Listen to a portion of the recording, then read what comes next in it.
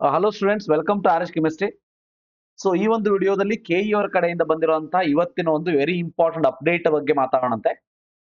So ತಮಗೆಲ್ಲ ಗೊತ್ತಿರೋ ಹಾಗೆ ಕೆಇ ಅವರು ಅದು ಸ್ಟೇಟ್ ಬೋರ್ಡ್ ಆಗಿರ್ಬೋದು, ಸಿಬಿಎಸ್ಇ, ICSE ಅಥವಾ ಅದರ್ ಸ್ಟೇಟ್ ಬೋರ್ಡ್ ಆಗಿರ್ಬೋದು. ಈ ಒಂದು ಸ್ಟೇಟ್ ಬೋರ್ಡ್ ಅಥವಾ ಸಿಬಿಎಸ್ಇ ಬೋರ್ಡಿನ ಮಾರ್ಕ್ಸ್ 50% ತಗೊಂಡು KCET ಮಾರ್ಕ್ಸ್ 50% ತಗೊಂಡು KEA ಇಂಜಿನಿಯರಿಂಗ್ಗೆ ರ್ಯಾಂಕ್ ಅನ್ನು ಅನೌನ್ಸ್ ಮಾಡಿರುವಂತದ್ದು. ಅದ್ರ ಜೊತೆಗೆ ಬೇರೆ ಬೇರೆ ಕೋರ್ಸ್ಗಳಿಗೂ ಕೂಡ ಎಲ್ಲೆಲ್ಲಿ ಬೋರ್ಡ್ ಎಕ್ಸಾಮ್ ಅನ್ನ ಕನ್ಸಿಡರ್ ಮಾಡ್ತಾರೆ ಅಲ್ಲೆಲ್ಲ ಬೋರ್ಡ್ ಎಕ್ಸಾಮ್ ಮಾರ್ಕ್ಸ್ ಅನ್ನ ತೆಗೆದುಕೊಂಡಿರುವಂತದ್ದು. ಬಟ್ ಏನಾಗಿದೆ ನಿಮಗೆಲ್ಲ ಗೊತ್ತಿರೋ ಹಾಗೆ, ಸಿಬಿಎಸ್ಇ ರಿವ್ಯಾಲ್ಯೂಯೇಷನ್ ಆದ ಮೇಲೆ ಬಹಳಷ್ಟು ಜನರಿಗೆ ಮಾರ್ಕ್ಸ್ ಅಲ್ಲಿ ಚೇಂಜಸ್ಗಳು ಆಗಿದೆ.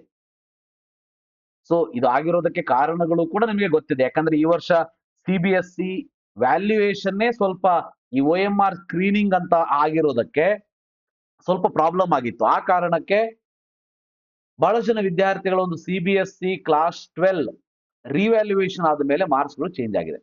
ಬಟ್ ಏನಾಗಿತ್ತು, ಕೆಇ ಅವರು ಮೊದಲೇನೆ ಅವರಿಗೆ ರ್ಯಾಂಕ್ ಅನ್ನ ಅನೌನ್ಸ್ ಮಾಡಿಬಿಟ್ಟಿದ್ರು. ಸೊ ಆ ಕಾರಣಕ್ಕೆ ಬಹಳಷ್ಟು ಜನ ಪಾಲಕರ ಒಂದು ಒತ್ತಾಯದ ಮೇರೆಗೆ ವಿದ್ಯಾರ್ಥಿಗಳು ರಿಕ್ವೆಸ್ಟ್ ಲೆಟರ್ ನ ಕೊಟ್ಟಿರುವಂತಹ ಕಾರಣಕ್ಕಾಗಿ ಕೆಇ ಅವರು ಏನ್ ಮಾಡಿದ್ದಾರೆ ಈಗ ಅಂತ ಅಂದ್ರೆ, ಯಾವ ವಿದ್ಯಾರ್ಥಿಗಳ ಸಿಬಿಎಸ್ಇ, ICSE ಅಥವಾ ಬೇರೆ ಸ್ಟೇಟ್ ಬೋರ್ಡಿನ ರಿವ್ಯಾಲ್ಯೂಯೇಷನ್ ಅಲ್ಲಿ ಮಾರ್ಕ್ಸ್ ಗಳು ಜಾಸ್ತಿ ಆಗಿದೆ, ಅಂತಹ ವಿದ್ಯಾರ್ಥಿಗಳು ಬಂದು ಜಾಸ್ತಿ ಆಗಿದೆ ಅಂತ ಹೇಳ್ತಾ ಇಲ್ಲ, ಇಲ್ಲಿ ಪರೀಕ್ಷಿತಗೊಂಡಿದೆ ಅಂದ್ರೆ ಜಾಸ್ತಿನೂ ಆಗಿರ್ಬೋದು ಕಡಿಮೆನೂ ಆಗಿರ್ಬೋದು. ಅಂತಹ ವಿದ್ಯಾರ್ಥಿಗಳು ಏನ್ ಮಾಡ್ಬೇಕು ಅಂದ್ರೆ 4, 5 ಮತ್ತು 6 ನಾಳೆ ನಾಡಿದ್ದು ಮತ್ತೆ ಆಚೆ ನಾಡಿದ್ದು ಮಂಡೇ ಕೆಇಎ ಅವಧಿಯಲ್ಲಿ ವರ್ಕಿಂಗ್ ಅವರ್ಸ್ ಅಲ್ಲಿ ನೀವು ಕೆಇಎಗೆ ಹೋಗ್ಬಿಟ್ಟು ಡಿಜಿಲಾಕರ್ದಲ್ಲಿ ಡೌನ್ಲೋಡ್ ಮಾಡ್ಕೊಂಡಂತ ಮಾರ್ಕ್ಸ್ ಕಾರ್ಡ್ ಅನ್ನ ಅಪ್ಡೇಟ್ ಮಾಡಬೇಕು. ನೀವಲ್ಲಿ ಹೋದಾಗ್ಲೇನೆ ಅವ್ರೇನ್ ಮಾಡ್ತಾರೆ ಅಂದ್ರೆ ನಿಮ್ಮ ಮುಂದೆನೆ ನಿಮ್ಮ ಡಿಜಿಲಾಕರ್ನ ಓಪನ್ ಮಾಡಿಬಿಟ್ಟು ನೀವು ಕೊಟ್ಟಿರುವಂತ ಮಾರ್ಕ್ಸ್ ಮತ್ತೆ ಅದರಲ್ಲಿರುವಂತ ಮಾರ್ಕ್ಸ್ ಕರೆಕ್ಟ್ ಇದೆಯಾ ಅಂತ ನೋಡ್ಕೊಂಡು ಅಲ್ಲೇ ನಿಮಗೆ ಸ್ಪಾಟ್ ರ್ಯಾಂಕ್ ಅನ್ನ ಅನೌನ್ಸ್ ಮಾಡ್ತಾರೆ.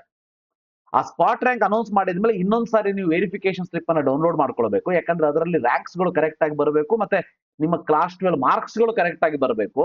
ಅದಾದ ಮೇಲೆ ನೀವು ಇನ್ನೊಂದ್ಸಾರಿ ನೀವು ಬೇಕಾದ್ರೆ ಆಪ್ಷನ್ ಎಂಟ್ರಿಯಲ್ಲಿ ಚೇಂಜಸ್ ಗಳನ್ನ ಮಾಡ್ಕೊಳ್ಬಹುದು. ಸೊ ಕರೆಕ್ಟ್ ಆಗಿ ಅರ್ಥ ಮಾಡ್ಕೊಳ್ಳಿ, ಯಾರ್ಯಾರ ವಿದ್ಯಾರ್ಥಿಗಳ ಸಿಬಿಎಸ್ಇ, ICSE ಮತ್ತೆ ಬೇರೆ ಸ್ಟೇಟ್ ಬೋರ್ಡಿನ ರಿವ್ಯಾಲ್ಯೂಯೇಷನ್ ಆಗಿಬಿಟ್ಟು ಅದರಲ್ಲಿ ಏನಾದ್ರೂ ಮಾರ್ಕ್ಸ್ ಗಳು ಚೇಂಜ್ ಆಗಿದ್ರೆ, ಈಗ ಚೇಂಜ್ ಆಗಿದ್ರೆ ಅಂತ ಅಂದಾಗ ಏನ್ ಮಾಡ್ತೀರಿ, ಜನರಲಿ ವಿದ್ಯಾರ್ಥಿಗಳು ಜಾಸ್ತಿ ಆಗಿದ್ರೆ ಮಾತ್ರ ನೀವು ಕೆಎ ಹೋಗಿ ರ್ಯಾಂಕ್ ಜಾಸ್ತಿ ಮಾಡ್ಕೊಳ್ಳೋದಕ್ಕೆ ಟ್ರೈ ಮಾಡ್ತೀರಿ. ಆದ್ರೆ ಕಡಿಮೆ ಆಗಿದ್ರೆ ಕೆಎ ಕಡೆ ಹೋಗೋದೇ ಇಲ್ಲ. ಬಟ್ ಬಹಳ ಇಂಪಾರ್ಟೆಂಟ್ ಆಗಿ ಕೆಇಎ ಡೈರೆಕ್ಟರ್ ಅವರು ತಮ್ಮ ಒಂದು ಕೆಇಎ ವಿಕಾಸನ ಅನ್ನೋ ಒಂದು ಯೂಟ್ಯೂಬ್ ಚಾನಲ್ನಲ್ಲಿ ಈಗ ತಾನೇ ಒಂದು ವಿಡಿಯೋವನ್ನ ಮಾಡಿ ಹಾಕಿದ್ದಾರೆ. ಕರೆಕ್ಟ್ ಆಗಿ ಕೇಳಿಸ್ಕೊಳ್ಳಿ, ಕೆಇಎ ವಿಕಾಸನ ಅಂತ ಹೇಳಿ ಯೂಟ್ಯೂಬ್ ಚಾನಲ್, ಅದರಲ್ಲಿ ಕ್ಲಿಯರ್ ಕಟ್ ಆಗಿ ಹೇಳಿದ್ದಾರೆ ಯಾವ ವಿದ್ಯಾರ್ಥಿಗಳಿಗೆ ರಿವ್ಯಾಲ್ಯೂಯೇಷನ್ ಅಲ್ಲಿ ಜಾಸ್ತಿ ಬಂದಿದೆ ಅವರಂತೂ 4, 5 ಮತ್ತು 6ನೇ ತಾರೀಕಿಗೆ ಬಂದ್ಬಿಟ್ಟು ಸಬ್ಮಿಟ್ ಮಾಡಬೇಕು ಮಾರ್ಕ್ಸ್ ಅನ್ನ. ಆದ್ರೆ ಯಾವ ಅಭ್ಯರ್ಥಿಗಳಿಗೆ ಕಡಿಮೆ ಆಗಿದೆಯಲ್ವಾ ಮಾರ್ಕ್ಸ್, ಒಂದು 4, 5 ಮಾರ್ಕ್ಸ್ ಅಥವಾ 1 ಮಾರ್ಕ್ಸ್ ಕಡಿಮೆ ಆದ್ರೂ ಕೂಡ ಕಡಿಮೆ ಆಗಿದ್ರೆ ಅಂಥವ್ರು ನೀವು ಕೆಎಗೆ ಬರೋದೇ ಇಲ್ಲ.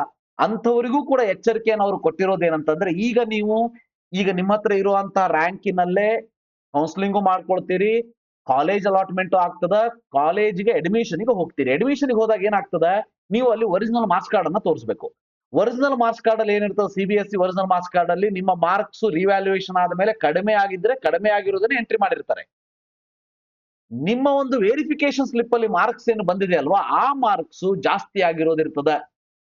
ಅವಾಗ ಏನ್ ಮಾಡ್ತಾರೆ ಅಂತಂದ್ರೆ, ಕಾಲೇಜಿನಲ್ಲಿ ನಿಮ್ಮ ಸೀಟ್ ಅನ್ನ ಇಮಿಡಿಯೇಟ್ ಕ್ಯಾನ್ಸಲ್ ಮಾಡ್ತಾರೆ. ಬಹಳ ಇಂಪಾರ್ಟೆಂಟ್ ಇದು ವಿದ್ಯಾರ್ಥಿಗಳೇ, ಅರ್ಥ ಮಾಡ್ಕೊಳ್ಳಿ. ನಿಮ್ಮ ಮಾರ್ಕ್ಸ್ ಜಾಸ್ತಿ ಆಗಿದ್ರೆ ಆಟೋಮೆಟಿಕಲಿ ನೀವು ಒಳ್ಳೆದ ಹೋಗೇ ಹೋಗ್ತೀರಿ. ಯಾಕಂದ್ರೆ ನಿಮ್ಮ ರ್ಯಾಂಕ್ ಚೆನ್ನಾಗಿ ಬರ್ತದೆ, ಚೆನ್ನಾಗಿ ರ್ಯಾಂಕ್ ಬಂದಾಗ ಒಳ್ಳೆ ಕಾಲೇಜ್ ಸಿಗುವಂತ ಚಾನ್ಸಸ್ ಇರ್ತದೆ. ಅದಕ್ಕಾಗಿ ನೀವು 4, 5, 6 ನೀವು ಹೋಗ್ಲೇಬೇಕು, ಹೋಗ್ತೀರಿ, ಹೋಗಿ ಅಂತ ಹೇಳ್ತೀನಿ ನಾನು. ಆದ್ರೆ ಮಾರ್ಕ್ಸ್ ಕಡಿಮೆ ಬಂದಂತ ವಿದ್ಯಾರ್ಥಿಗಳು ನೀವು ಹೋಗೋದೇ ಇಲ್ಲ. ಸೊ ಅಂತಹ ವಿದ್ಯಾರ್ಥಿಗಳು ಕಟ್ಟುನಿಟ್ಟಿನ ಆದೇಶವನ್ನ ಕೆಇಎ ಡೈರೆಕ್ಟರ್ ಅವರು ಕೊಟ್ಟಿರೋದೇನಂತಂದ್ರೆ, ನೀವು ಹಾಗೇನಾದ್ರೂ ಮನೆಯಲ್ಲೇ ಕುತ್ಕೊಂಡ್ರಿ, ಸಿಬಿಎಸ್ಇ ರಿವ್ಯಾಲ್ಯೂಯೇಷನ್ ಆದ್ಮೇಲೆ ಮಾರ್ಕ್ಸ್ ಕಡಿಮೆ ಆಗಿರೋದು ನಿಮ್ಗೆ ಗೊತ್ತಾಗಿರೋ ನೀವು ಮನೆಯಲ್ಲೇ ಕುತ್ಕೊಂಡ್ರೆ ಅದನ್ನ ಕೆಇ ಅವರ ಗಮನಕ್ಕೆ ತಂದಿಲ್ಲ ಅಂದ್ರೆ, ಮುಂದೆ ಕೆಇಎ ಸೀಟ್ ಅಲಾಟ್ಮೆಂಟ್ ಆಗ್ಬಿಟ್ಟು ಅಡ್ಮಿಷನ್ಗೆ ಹೋದಾಗ ಅಡ್ಮಿಷನ್ ಸಂದರ್ಭದಲ್ಲಿ ನಿಮ್ಮ ಒರಿಜಿನಲ್ ಮಾರ್ಕ್ಸ್ ಕಾರ್ಡ್ ಅಲ್ಲಿ ಇರೋ ಮಾರ್ಕ್ಸೇ ಬೇರೆ ಇರ್ತದ, ಮತ್ತೆ ಕೆಇಎ ವೆರಿಫಿಕೇಶನ್ ಸ್ಲಿಪ್ ಅಲ್ಲಿ ಇರುವಂತ ಮಾರ್ಕ್ಸೇ ಬೇರೆ ಇರ್ತದೆ. ಆವಾಗ ನಿಮ್ಮ ಒಂದು ಸೀಟ್ ಅನ್ನ ಕ್ಯಾನ್ಸಲ್ ಮಾಡ್ತಾರೆ. ಆ ಕಾರಣಕ್ಕೆ ನನ್ನ ರಿಕ್ವೆಸ್ಟ್ ಇಷ್ಟೇ, ನಿಮ್ಮ ರಿವ್ಯಾಲ್ಯೂಯೇಷನ್ ಆದ್ಮೇಲೆ ಇದು ನಮ್ಮ ಕರ್ನಾಟಕ ಸ್ಟೇಟ್ ಬೋರ್ಡ್ದವ್ರಿಗೆ ಪ್ರಾಬ್ಲಮ್ ಇಲ್ಲ.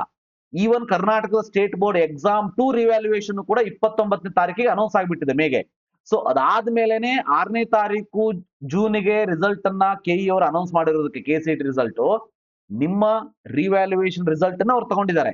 ಆದ್ರೆ ಇಲ್ಲಿ ಪ್ರಾಬ್ಲಮ್ ಇರೋದೇನು, CBSE ICSE ಅಥವಾ ಬೇರೆ state board revaluation KCET result June 6 ಆದ್ಮೇಲೆ ಆಗಿದ್ದಿದ್ರೆ, ಸೊ ಅವಾಗ ನಿಮ್ಮ ಮಾರ್ಕ್ಸ್ ಅಲ್ಲಿ ಬದಲಾವಣೆಗಳು ಆಗಿದ್ರೆ, ಸೊ ಬದಲಾವಣೆಗಳು ಜಾಸ್ತಿ ಆದ್ರೆ ಆಟೋಮೆಟಿಕಲಿ ಹೋಗ್ತೀರಿ. ಕಡಿಮೆ ಆದ್ರೂ ಕೂಡ ದಯವಿಟ್ಟು ನೀವು KEಗೆ ಹೋಗಿ ನಿಮ್ಮ ಕಡಿಮೆ ಆಗಿರುವಂತ ಮಾರ್ಕ್ಸ್ ಅನ್ನು ಕೂಡ ಅಲ್ಲಿ ಅಪ್ಡೇಟ್ ಮಾಡಿಸಿ.